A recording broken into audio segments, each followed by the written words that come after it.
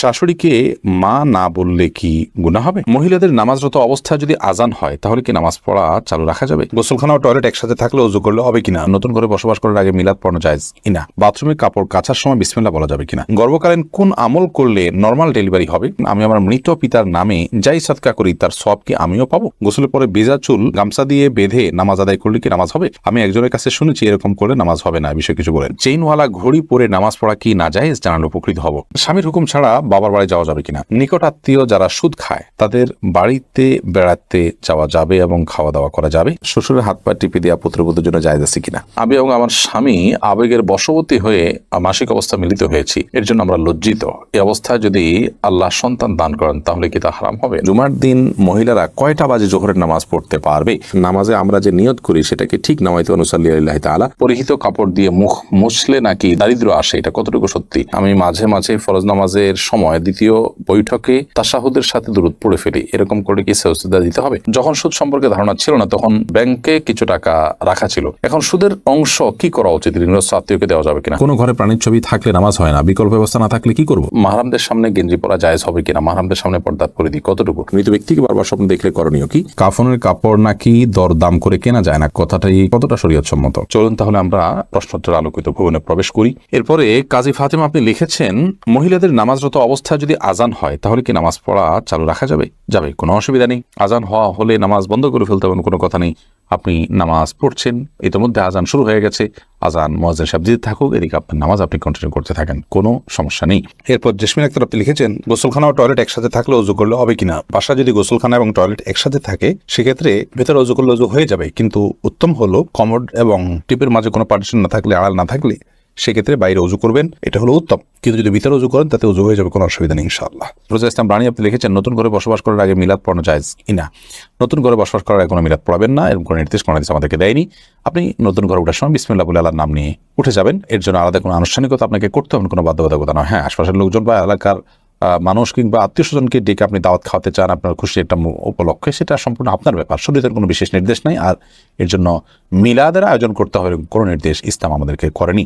শিরিনা বেগম আপনি লিখেছেন, পুরুষের কি রূপার আংটি পড়তে পারবে? জি, পুরুষের রূপার আংটি পড়তে পারবে এবং এটি বিভিন্ন বর্ণনা দ্বারা সাব্যস্ত হয়েছে। এরপরে নুসরাত মাহি আপনি লিখেছেন, আমি আমার মৃত পিতার নামে যাই সাদকা করি তার সওয়াব কি আমিও পাবো?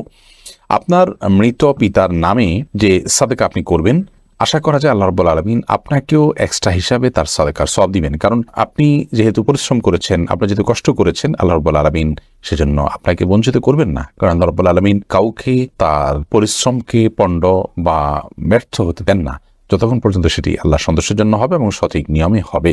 এমনি ফরহাদ হোসেন আপনি লিখেছেন, বাথরুমে কাপড় কাচার সময় বিসমিল্লাহ বলা যাবে কিনা? বাথরুমে কাপড় কাচার সময় বিসমিল্লাহ বলবেন, বিশেষ করে যখন কমোডের সাথে আপনার ওই জায়গার পার্টিশন থাকবে।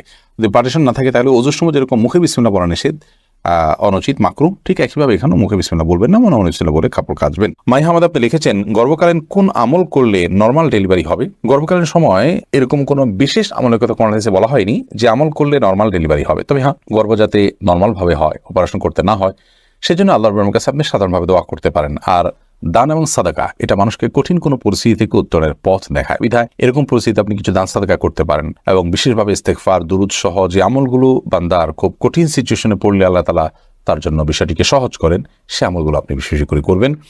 আল্লাহ তাআলার কাছে সাধারণভাবে দোয়া করতে থাকবেন। এছাড়া সুনির্দিষ্ট কোনো দোয়া বা আমল কোন হাদিস আমাদেরকে শেখায়নি যেটার মাধ্যমে নরমাল ডেলিভারি হবে। মিথিলা মলি আপনি লিখেছেন, রাস্তার পাশে কবরস্থান থাকলে নাপাক অবস্থায় গেলে কি গুনাহ হবে? রাস্তার পাশে যদি কবরস্থান থাকে তাহলে সেই কবরস্থানে আপনি নাপাক অবস্থায়, অর্থাৎ আপনার ওযু নেই অবস্থা আপনি প্রবেশ করলেন, কোনো অসুবিধা নেই, আপনি জিয়ারত করতে পারেন। কবর জিয়ারত করার জন্য যে আপনাকে ওযু অবস্থা থাকতে হবে এরকম কোনো বাধ্যবাধকতা নেই। এক নিমিষে আইডি থেকে আপনি লিখেছেন, মেয়েদের পায়ে কি স্বর্ণের নূপুর পরা যাবে? যাবে, কোনো অসুবিধা নেই। মেয়েরা স্বর্ণ বা রূপা যে কোনোটি পড়তে পারে, তো সেক্ষেত্রে স্বর্ণের নূপুর পড়বেন না রূপার নূপুর পড়বেন সেটা আপনার বিষয়। স্বর্ণ এবং রূপা এটা শরীরের কোনো অঙ্গ প্রত্যঙ্গে পড়তে নিষেধ, এমন কোনো কথা নেই। বিধায় মেয়েরা মাথায়, হাতে, কানে যেরকম স্বর্ণ পড়তে পারেন ঠিক একভাবে পায়ে নূপুর হিসাবে স্বর্ণ ব্যবহার করতে পারেন, কোনো অসুবিধা নেই। জারিফা জান্নাত আপনি দেখেছেন, গোসলের পরে ভেজা চুল গামছা দিয়ে বেঁধে নামাজ আদায় করলে কি নামাজ হবে? আমি একজনের কাছে শুনেছি এরকম করে নামাজ হবে না, বিষয়ে কিছু বলেন। না, এরকম করে নামাজ হবে না এমন কোনো কথা নেই। আপনি একজন নারী হিসেবে আপনার পুরো শরীর আপনাকে ঢেকে নামাজ পড়তে হবে, শুধুমাত্র মুখমণ্ডল এবং দুই হাতের কবজি আপনি খোলা রাখবেন। এর বাইরে অন্য কোনো শর্ত নেই। আপনি গামছা দিয়ে ঢাকেন বা গামছা দিয়ে বেঁধে তার উপর দিয়ে অন্য একটা কাপড় দিয়ে ঢাকেন, কোনো অসুবিধা নেই। আইরিন সুলতানা মাহি আপনি লিখেছেন, ট্যাপে অজু করলে নিচে বালতি থাকে, ফলে অজুর পানি বালতিতে পড়ে, সে পানি কি টয়লেটের কমোডে ঢালা যাবে? ঢালা যাবে, কোনো অসুবিধা নেই।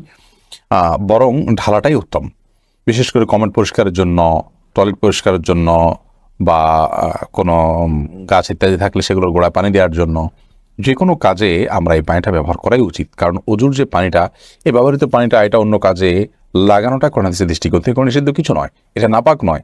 আর এটা আমরা হয়তো এটার মাধ্যমে পবিত্রতা অর্জন করতে পারবো না, কিন্তু অন্য যে কোনো কাজে আমরা ব্যবহার করতে পারবো। ধরুন কমোড পরিষ্কার করা কিংবা বাথরুমের ভেতরের অংশ পরিষ্কার করার জন্য পানি ঢালতে পারি, কোনো অসুবিধা নেই, কারণ এই পানিটা নাপাক নয়। কাজল আইডি থেকে আপনি লিখেছেন, উজু করার পরে কি আয়নায় মুখ দেখলে উজু ভেঙে যাবে? না, কোনো অসুবিধা নেই, উজু ভাঙবে না। সৈয়দ আবু হায়দার আপনি লিখেছেন, চেইনওয়ালা ঘড়ি পরে নামাজ পড়া কি নাজায়েজ? জানালে উপকৃত হব। না, চেইনওয়ালা ঘড়ি পরে নামাজ পড়লে সেটা নাজায়েজ হবে এমন কোনো কথা নেই। আমির হামজা আপনি ইউটিউব চ্যানেলে আমাদের প্রশ্ন করেছেন, আমার মেয়ের পেটে থাকা অবস্থায় মুখে একটি দাঁত উঠেছে, এটি কোনো ভালো লক্ষণ নাকি খারাপ লক্ষণ? সন্তান গর্ভে থাকা অবস্থায় যদি মুখে দাঁত উঠে, সেটা কোনো খারাপ বা ভালো লক্ষণ নয়। এটার ডাক্তারি কোনো ব্যাখ্যা আছে কিনা সে ব্যাখ্যা আপনি জানার চেষ্টা করবেন। এর বাইরে এটাকে অন্তত কুলক্ষণ মনে করার কোনো সুযোগ নেই, কারণ ইসলাম আসলে কোনো কুলক্ষণে বিশ্বাস করে না। এরপরে মার্জিয়া শেলি আপনি লিখেছেন, নিকট আত্মীয় যারা সুদ খায় তাদের বাড়িতে বেড়াতে যাওয়া যাবে এবং খাওয়া দাওয়া করা যাবে। নিকট আত্মীয় যারা সুদের সাথে জড়িত তারা তো হারামের সাথে লিপ্ত, আল্লাহ তাআলা মাফ করুন। এই সুদের সাথে জড়িত হলে, হারামের সাথে যদি লিপ্ত থাকে, তাদের উপার্জন শুধুই হারাম হয়, তাহলে সেক্ষেত্রে তাদের বাড়িতে যেতে পারেন, কিন্তু তাদের খাওয়া দাওয়াটাকে কৌশল আপনি অ্যাভয়েড করবেন। আর যদি তাদের অন্য হালাল উপার্জন থাকে, তাহলে সেক্ষেত্রে হালাল উপার্জন পরিমাণ বেশি থাকলে আপনি সেখানে খেতে পারেন। আর যদি হারাম উপার্জন পরিমাণ বেশি থাকে, হালাল উপার্জন পরিমাণ কম থাকে, তাহলে খাবেন না। আর যদি তিনি সুনির্দিষ্ট করে হালাল উপার্জন থেকেই দিয়েছেন, আপনি জানেন, তাহলে সেক্ষেত্রে সেটা অবশ্যই খেতে পারেন। সাবির ইয়াসমিন জানাত আপনি লিখেছেন, স্বামীর হুকুম ছাড়া বাবার বাড়ি যাওয়া যাবে কিনা? আপনি যেহেতু স্বামীর সংসারে থাকেন, অতএব তার সুবিধা অসুবিধা, তার প্রয়োজন ইত্যাদি বিষয় থাকতে পারে, সেই কারণে তাকে আপনি বলে যাবেন। কিন্তু স্বামী আপনাকে আপনার বাবার বাড়ি যাওয়া থেকে বঞ্চিত করে রাখবেন, যেতে দিবেন না, আটকে রাখবেন, এবং তার খেয়াল খুশি মতো সে আপনাকে আপনার বাবা মার সাথে সাক্ষাৎ করা থেকে বিরত রাখবেন, সে অধিকার কিন্তু তার নাই। সেটা যদি তিনি করেন তাহলে তিনি অন্যায় করছেন। তবে হ্যাঁ, অবশ্যই আপনি চেইন অফ কমান্ড, একটি ফ্যামিলির পারস্পরিক যে বোঝাপড়া, সেটা যেন ভালো তার জন্য আপনি বলে যাবেন। এবং এই বলে যাওয়ার মধ্যে ভদ্রতা, এই বলে যাওয়ার মধ্যে নিজেদের বোঝাপড়া যে আছে সেটির প্রমাণ হয়। বিধায় এটাকে দোষণীয় মনে করা যে আমি তাহলে কি বন্দী হয়ে গেলাম, এরকমটি মনে করার কোনো কারণ নেই। শরীফ শাহরি আপনি লিখেছেন, অজু ছাড়া কি জিকির করা যাবে? যাবে, জিকির করার জন্য অজু করা শর্ত নয়। এমডি আবুল কালাম আপনি লিখেছেন, মহর পরিশোধের আগে স্ত্রী যদি মারা যায় তখন স্বামী কিভাবে মহর পরিশোধ করবে? তার পক্ষ থেকে দান সদকা করে দিবেন, কিন্তু উচিত হলো জীবদ্দশাতেই মহর পরিশোধ করা। আয়েশা সিদ্দিকা আপনি ইসলাম প্রশ্নের পেজে প্রশ্ন করেছেন, মহিলাদের জন্য সব জায়গায় নামাজের ব্যবস্থা থাকে না, অনেক সময় এই কারণে নামাজ কাজা হয়ে যায়, এই জন্য কি বাড়ি থেকে বের হওয়ার আগে অগ্রিম নামাজ পড়ে বের হতে পারবো? না, অগ্রিম বের নামাজ পড়ার কোনো সুযোগ নেই। নামাজ ওয়াক্ত মতো পড়তে হবে। ইন্না সলাতা কানাত আলাল মুমিনিনা কিতাবাম মাওকুতা, নিশ্চয়ই নামাজ ইমানদারদের জন্য নির্দিষ্ট সময় পড়াটা আবশ্যক করা হয়েছে, বিধায় সময় মতো আপনাকে নামাজ পড়তে হবে। বাড়ি থেকে বের হওয়ার আগে আপনাকে অগ্রিম নামাজ পড়ার কোনো সুযোগ নেই। তবে হ্যাঁ, যেখানে যাচ্ছেন সেখানে নামাজের ব্যবস্থা যদি না থাকে, আপনি ব্যবস্থা করে নেবেন। প্রয়োজনে রাস্তার এক পাশে দাঁড়িয়ে যাবেন, কোনো একটা ফাঁক ফোকর আপনি দাঁড়িয়ে যাবেন, কিন্তু আপনাকে অবশ্যই নামাজ পড়তে হবে সময় মতো। এরপরে কবির হোসেন আপনি লিখেছেন, শাশুড়িকে মা না বললে কি গুনাহ হবে যদি তিনি কষ্ট পান? শাশুড়িকে মা বললে তো গুনাহ হবে না, কারণ এটা তো আপনি গর্ভধারণকারিণী মা হিসাবে তাকে আপনি মা সম্বোধন করছেন, এটা সম্মানসূচকভাবে মা হিসাবে আপনি তাকে আখ্যায়িত করছেন। কারণ আপনি আপনার মায়ের নাম যেখানে সেখানে লিখতে হয়, সেখানে শাশুড়ির নাম কোথাও লেখেন না, তার মানে আপনি তাকে আপনার গর্ভধারণকারিণী মা হিসাবে স্বীকৃতি দিচ্ছেন না, বিধায় তাকে মা বলাতে কোনো অসুবিধা নেই। বললে তিনি কষ্ট পান, তাহলে সেক্ষেত্রে এরকম তো হওয়ার কথা নয়। যদি এরকম হয় তাহলে সেক্ষেত্রে আপনি বলবেন না। আপনি লিখেছেন প্রশ্নে, শাশুড়িকে মা না বললে কি গুনাহ হবে? না বললে তো কোনো গুনাহ হবে না। আপনি প্রশ্ন করার কথা যে মা বললে কি গুনাহ হবে কিনা, না বললে তো গুনার কিছু না। আপনি শাশুড়িকে আন্টি বলেন বা অন্য কিছু বলেন, তাতে কোনো অসুবিধা নেই। সাউদা উম্মে হাবিবা আইরিন আপনি লিখেছেন, জুমার দিন মহিলারা কয়টা বাজে জোহরের নামাজ পড়তে পারবে? জোহরের ওয়াক্ত হওয়ার পরেই পড়তে পারবে। মসজিদে জুমার নামাজের জামাত হওয়ার পরেই পড়তে হবে এমনটি অনেকে মনে করেন, অথচ এমনটি কোনো আবশ্যক নয়। আপনি চাইলে জুমার নামাজের আগেও, অর্থাৎ ওয়াক্ত হয়ে গেছে জোহরের 12টা 1 মিনিটে, আজকে জোহর ওয়াক্ত হয়ে গেছে, এরপর থেকে আপনি বাসায় জোহর পড়তে পারেন। নুসরাত ইমরোজ আপনি লিখেছেন, পুরাতন বই খাতা কেজি ধরে স্বল্প মূল্যে বিক্রি করা যায় আছে কিনা? জায়েজ আছে, যদি বিশেষ করে সেখানে কোরআন আয়াত না থাকে এবং সেটা অবমাননার আশঙ্কা না থাকে। এরপরে নুসরাত জাহান লিখেছেন, নামাজে আমরা যে নিয়ত করি সেটাকে ঠিক নামাইতে অনুসাল্লি আল্লাহ তাআলা। নিয়ত হলো বোন, নিয়ত মানে ইচ্ছা করা। আমরা যে জন্য দাঁড়িয়েছি, কোন নামাজ জন্য দাঁড়িয়েছি, ফরজ না সুন্নাত, যোহর না আসর, এটা আমার মাথায় আছে। এই যে ইন্টেনশনটা আছে, এটা ইন্টেনশনটাই নিয়ত, ইচ্ছাটাই নিয়ত। মুখে নামায়তুন পড়ার কথা কোনো হাদিসে নির্দেশ দেওয়া হয়নি। ইবাদত নবী করিম সাল্লাল্লাহু আলাইহি ওয়াসাল্লাম যেভাবে করেছেন আমরা সেভাবে করবো। তিনি বা তার সাহাবীরা কেউ নামায়তুন তো মুখে বলেননি, আমরা সেটাকে বলাটা কেন আবশ্যক মনে করবো? আমরা জাস্ট আমাদের স্মৃতিতে যেটা আছে ওইটার দিকে খেয়াল করবো, আমরা ইবাদত শুরু করবো, নামাজ শুরু করবো। সাদিয়া বিনতু শিহাব ইয়াডি থেকে আপনি লিখেছেন, পরিহিত কাপড় দিয়ে মুখ মুছলে নাকি দারিদ্র আসে, এটা কতটুকু সত্যি? নিজের পরনে থাকা কাপড় এটা দিয়ে মুখ মুছুক, শরীরে অন্য কিছু মুছুক, এটার কারণে কোনো দারিদ্র ইত্যাদি আসবে যদি কেউ মনে করেন, তাহলে সেটা নিছকই একটা মন গড়া কথা, এর কোনো ভিত্তি কোনো হাদিসে নেই। এবং কুসংস্কারের জন্য এই ধরনের বিষয় একজন মুসলমান কখনো ধারণ করতে পারেন না। পরনে থাকা কাপড় যদি পাক থাকে, সেটা দিয়ে আপনি মুখ, হাত, শরীরের যে কোনো অঙ্গ মুছতে পারেন, কোনো অসুবিধা নেই। ওসমান মোল্লা আপনি লিখেছেন, আমি মাঝে মাঝে ফরজ নামাজের সময় দ্বিতীয় বৈঠকে তাশাহুদের সাথে দুরূদ পড়ে ফেলি, এরকম করে কি সাজদা দিতে হবে? হানাফি মাযহাব অনুযায়ী আল্লাহুম্মা সাল্লি আলা মুহাম্মদ পর্যন্ত পড়ে ফেললে আপনি সিজদা সাহু দিবেন, যেহেতু বিভিন্ন বর্ণনায় দ্বিতীয় রাকাতে বৈঠকের পর দ্রুততার সাথে দাঁড়িয়ে যাওয়ার নির্দেশ রয়েছে। সেই নির্দেশ লঙ্ঘন হয়েছে বা বিলম্ব হয়েছে, সেজন্য আপনি সিজদায়ে সাহু দিবেন। যদিও অন্যান্য ফিকহের উলামা ইকরাম, যেমন হাম্বলি ফিকহের উলামা ইকরাম এখানে সিজদা সাহুর কথা বলেন না। সৌদি আরব প্রচলিত উলামা ইকরাম আছেন বা বর্তমান যে উলামা ইকরাম আছেন, তারা সিজদা সাহু দেওয়া লাগবে না বলেন, তবে হানাফি মাযহাব অনুযায়ী সিজদা সাহু দিতে হবে। হুমায়রা তাসনিম আপনি লিখেছেন, যখন সুদ সম্পর্কে ধারণা ছিল না তখন ব্যাংকে কিছু টাকা রাখা ছিল, এখন সুদের অংশ কি করা উচিত? ঋণগ্রস্ত আত্মীয়কে দেওয়া যাবে কিনা? হ্যাঁ, দিতে পারেন। ঋণগ্রস্ত আত্মীয়কে ঋণ পরিশোধের জন্য ওই সুদের টাকাগুলো দান করে দিতে পারেন, এবং নিজের অজান্তে হয়ে থাকলেও আল্লাহর কাছে তওবা এবং ইস্তেগফার করবেন, আল্লাহ যেন মাফ করে দেন। ফাহমিদা মৌ আপনি লিখেছেন, আমি এবং আমার স্বামী আবেগের বশবর্তী হয়ে মাসিক অবস্থা মিলিত হয়েছি, এর জন্য আমরা লজ্জিত। এই অবস্থায় যদি আল্লাহ সন্তান দান করেন তাহলে কি তা হারাম হবে? না, এটার কারণে সন্তান হারাম হয়ে যাবে বা অবৈধ হবে এরকম নয়। তবে এই কাজের জন্য আপনাদের অনুতপ্ত হওয়া উচিত, এবং হাদিসে বর্ণনা মতে এরকম কাজ হয়ে গেলে কিছু সাদাকা আল্লাহর রাহে, আল্লাহর ওয়াস্তে গরিব দুঃখীকে কিছু সাদাকা করে দিবেন, কিছু দান করে দিবেন, এবং ভবিষ্যতে এ ধরনের কর্মকাণ্ড থেকে বেঁচে থাকার জন্য চেষ্টা করবেন। আল্লাহর কাছে তওবা নসুহা করবেন, লজ্জিত হয়ে মাফ চাইবেন, সেটাই যথেষ্ট ইনশাআল্লাহ তাআলা। এরপরে সুমাইয়া আক্তার সুমা আপনি লিখেছেন, কোনো ঘরে প্রাণীর ছবি থাকলে নামাজ হয় না, বিকল্প ব্যবস্থা না থাকলে কি করব? যদি বিকল্প ব্যবস্থা না থাকে তাহলে সেক্ষেত্রে প্রাণীর ছবিকে ডেকে নামাজ পড়বেন। আর নামাজ হয় না বিষয়টা সেরকম না, ওই জায়গায় নামাজ পড়লে মাকরুহ হবে। বিশেষ করে যদি আপনার সালাতে সিজদার জায়গায় থাকে, সামনে থাকে, তাহলে সেক্ষেত্রে সেটা তো দৃশ্যত তাকে সিজদা করছেন এরকম আপনার মনেও আসতে পারে, বা দেখলে সেরকম দেখা যেতে পারে। এই জন্য একটু সরিয়ে নেবেন বা উপর করে রাখবেন। এভাবে বিভিন্ন ভাবে আপনি চেষ্টা করবেন। তাতেও যদি কোনো এরকমও যদি কোনো উপায় না থাকে, তাহলে আপনি ওখানে সালাত আদায় করে নামাজ হবে না, বিষয়টা সেরকম না, মাকরুহ হবে, অপছন্দনীয় হবে। সালমা আক্তার লিখেছেন, বাইরে সাধারণত হিজাব পরে, এরকম অনেক মেয়েরাও বাসায় হাফ হাতা গেঞ্জি পরেন, কেউ উপরে ওড়না পরেন, অনেকে পরেন না। মাহরামদের সামনে গেঞ্জি পরা জায়েজ হবে কিনা? মাহরামদের সামনে পর্দা করে দিই কতটুকু? মাহরামদের সামনে যদি কেউ গেঞ্জি পরে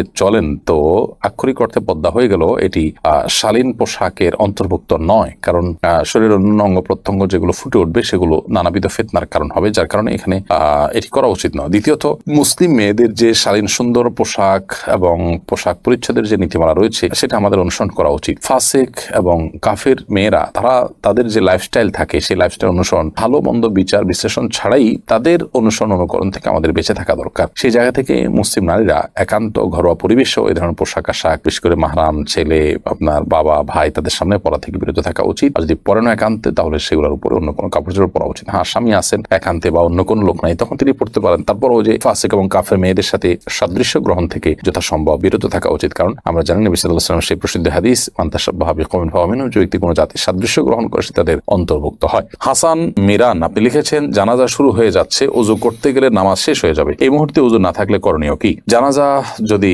ওযু করতে গেলে আর পাওয়া যাবে না এরকম হয়, তাহলে তায়াম্মুম করে জানাজা পড়া যাবে। আর যদি ওযু করে আপনি জানাজা পাবেন মনে হয়, তাহলে সেক্ষেত্রে ওযু করে আপনি জানাজা পড়বেন। নাজমা আক্তার সাথে আপনি লিখেছেন, মৃত ব্যক্তিকে বারবার স্বপ্নে দেখলে করণীয় কি? যদি মনে হয় তিনি কষ্টে আছেন, তার পক্ষ থেকে ক্ষমা প্রার্থনা করবেন, আল্লাহর কাছে ইস্তেগফার করবেন, গরিব দুঃখীকে খাবার দিবেন, মৃত ব্যক্তির তরফ থেকে যেসব ইবাদত করা যায় সেগুলো করবেন। আর যদি এরকম কোনো কিছু মনে না হয়, তাহলে সেক্ষেত্রে এটার জন্য বিশেষ কোনো কিছু আপনার করার প্রয়োজন নেই। মৃত ব্যক্তিকে দেখলে গরিব দুঃখীকে খাদ্য দিতে হয় বা নির্দিষ্ট কিছু কাজ করতে হয়, এরকমটি আমরা অনেকে মনে করি। এরকম বিশেষ কোনো ফরম্যাট বা বিশেষ কোনো করণীয় শরীয়ত ঠিক করে দেয়নি, বিধায় এরকমটিকে আমরা সিস্টেম বানিয়ে নেওয়া বা এরকমটিকে শরিয়া নির্দেশিত কোনো কাজ মনে করার কোনো কারণ নেই, বা এরকম মনে করাটা সঠিক হবে না, সেটা ভুল হবে। শরীফুল ইসলাম আপনি আমাদের ইউটিউব চ্যানেলে প্রশ্ন করেছেন, কাফনের কাপড় নাকি দরদাম করে কেনা যায় না, কথাটাই কতটা শরীয়ত সম্মত? এই মাসালা হয়তো কোনো কাফনের কাপড়ের ব্যবসায়ী তার সুবিধার জন্য আবিষ্কার করছে কিনা আল্লাহু আলাম। কারণ হলো এই ধরনের মাসালা থাকলে তো কাফনের কাপড়ের বিক্রেতা যারা তারা লাল হয়ে যাবে, যে কোনো দাম চাইবে, আপনি দরদাম করতে পারবেন না। মূলত এরকম কোনো কথা কোন হাদিসে বলা হয়নি। অন্য 10টি জিনিসের মতো কাফনের কাপড়ও আপনি দরদাম করে কিনতে পারবেন, কোনো অসুবিধা নেই। আলী হাসান লিখেছেন, আমি 5 ওয়াক্ত নামাজ পড়ার চেষ্টা করি, কিন্তু মাঝে মধ্যে নামাজের মধ্যে আমার মনোযোগ থাকে না, কি করলে পুরোপুরি মনোযোগ থাকবে দয়া করে জানাবেন। ভাই আলী হাসান, নামাজে মনোযোগ সৃষ্টি করবার জন্য প্রথমত নামাজ আমরা যা বলছি সেগুলোকে বোঝার চেষ্টা করব, অর্থগুলো জানার চেষ্টা করব, সূরা কারাতগুলো দোয়াগুলোর, এটা আমাদের মনোযোগ সৃষ্টিতে সাহায্য করবে ইনশাআল্লাহ। এর পাশাপাশি নামাজে আমাদের যে সূরা কারাতগুলো পড়ে থাকি আমরা সেগুলো অর্থ সহকারে বুঝে পাশাপাশি ধীরে ধীরে পড়বো এবং রুকু সিজদা উঠা বসা যত সময় নিয়ে যত ধীরে ধীরে আপনি করবেন তত বেশি ইনশাআল্লাহ বিদিন আপনার সালাতে মনোযোগিতা সৃষ্টি হবে ইনশাআল্লাহ তাআলা। সালাতে মনোযোগ সৃষ্টি হওয়ার জন্য আর অনেকগুলো উপায় আছে। একটি আর্টিকেল আমাদের অনলাইনে এখনো আছে, নামাজে মনোযোগ সৃষ্টির 33টি উপায়। এটি শেখ বিন বাজ রাহমাহুল্লাহ সৌদি আরবের সাবেক গ্র্যান্ড মুফতি, তার একটা লেখার অনুবাদ আমি করেছি, সেটি আছে সোশ্যাল মিডিয়াতে, দেখে নিতে পারেন। আব্দুল্লাহ আল ইমরান আপনি লিখেছেন, টেইলার্সের দোকানে অনেক সময় কাস্টমার বাড়তি কাপড় রেখে যায় বা রয়ে যায়, তা কি করা উচিত? আব্দুল্লাহ রহমান, টেইলার্সের দোকানে কাস্টমার যে কাপড় বাড়তি রেখে যায় সেটা যদি কাস্টমার অল্প স্বল্প হয়, সাধারণত এটা নেয় না মানুষ, ওরফটা এরকম হয়ে যায়, তাহলে সেক্ষেত্রে আপনি রেখে দেওয়াতে কোনো অসুবিধা নেই। আর যদি পরিমাণটা অনেক বড় হয় তাহলে আপনার উচিত কাস্টমারের কাছ থেকে জানা, জিজ্ঞেস করা এবং তার দাবি না থাকলে রেখে দেওয়া, না হলে তাকে ফেরত দেওয়া। ফাহমিদা আপনি লিখেছেন, শ্বশুরের হাত পা টিপে দেওয়া পুত্রবধূর জন্য জায়েজ আছে কিনা? এটা করা উচিত নয়, কারণ হলো শ্বশুর তার হাত পা যদি পুত্রবধূ টিপেন তাহলে সেক্ষেত্রে কল্পনার জেনার দুয়ার উন্মুক্ত অন্তত হতে পারে, কমপক্ষে এতটুকু হওয়ার সম্ভাবনা আছে, যার কারণে গুনাহের দ্বার পর্যন্ত বন্ধ করতে হয়, এটাকে সাদ্দু জারায়া বলা হয়। তো যার কারণে এটা জায়েজ নয়। পুত্রবধূ শ্বশুর অন্য সেবা করবেন, তবে হ্যাঁ শ্বশুর অনেক বৃদ্ধ, এত বৃদ্ধ যে এ ধরনের কোনো আশঙ্কা নাই, তাহলে সেক্ষেত্রে এটি করা যেতে পারে যদি একান্ত নিরুপায় থাকে, অন্য কেউ না থাকেন এবং এটা যদি খুব বেশি জরুরি হয়, অর্থাৎ অনেকগুলো শর্তের উপর ভিত্তি করে।